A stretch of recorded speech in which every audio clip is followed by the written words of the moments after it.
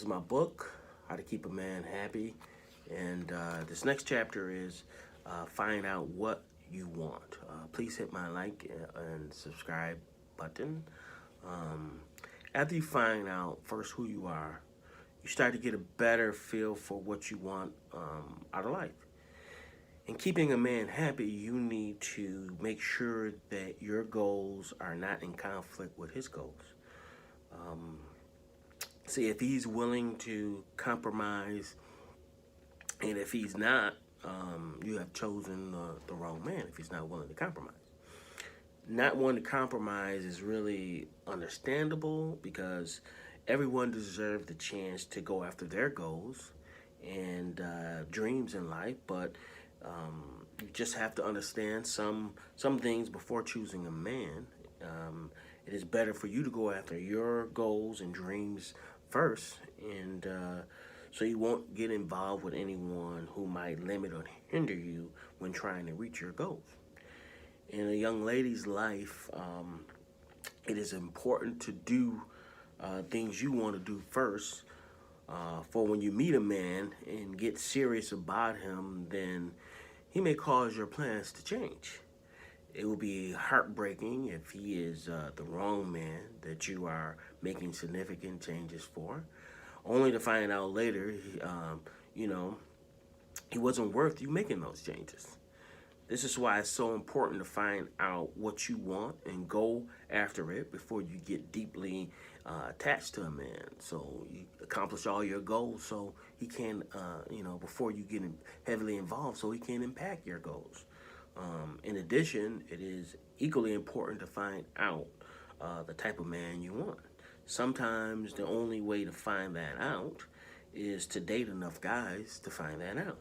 But the problem with dating is eventually you get close enough to someone who will steal your heart, and eventually he will get into your panties, and when you have sex, it brings along a lot of other problems, and you get more attached. But this is where you must have the restraint to just date and be friends with males without having a committed type of relationship, and without having sex, without him thinking he is your property or boyfriend. Some guys will still try to claim you when you are just dating and being friends. You have to be strong not to give in when you are young and trying to first find out what you like and what you want. So whether you're young or older, you need to take that time. If you have been dating for a while and are older and have been through several relationships, then you may already know what kind of man you want and what you want out of life. So you don't need to do all that dating because you've had that experience. If you're not sure what you want out of life and have not had any real boyfriends, then you should be extremely cautious of selecting the first boy who shows interest in you, because you may not even have enough experience to even know what you want, and you have a long life ahead of you and to find that right person. So if you choose the first person who shows you interest, then you might be missing your future king by settling for someone who may turn out to be a peasant. If you hang around guys and just be their friend, you will start to understand what kind of guy you like without having to actually be his girlfriend. At least you will be finding more information out about him, which will help you make a more educated decision. Females like guys for many reasons. Some guys are funny.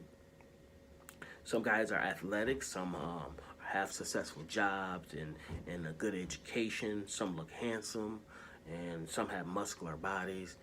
I think a female should not only look at a guy's appearance, but his mental and spiritual attributes to see if he has all those qualities that make him a good mate.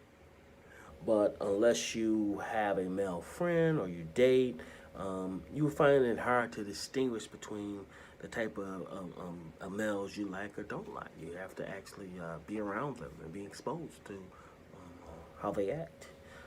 It is important to understand which males you can trust and which ones you can't. Some males will lie to you or tell you all the things you want to hear, but in reality, most of what they say might be false or just a plot to have sex with you.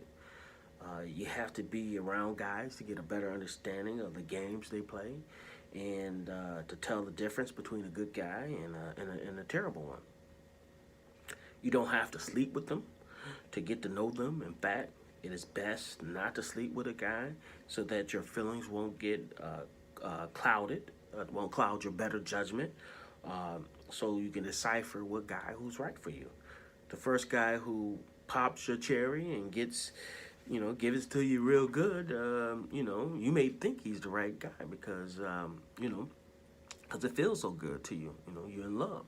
But he might be the worst guy for you. So that's why you need to stay away from sex until you're sure. This is the main reason to avoid sex until you become a good judge of guys and have had experience getting to know different guys and how they function.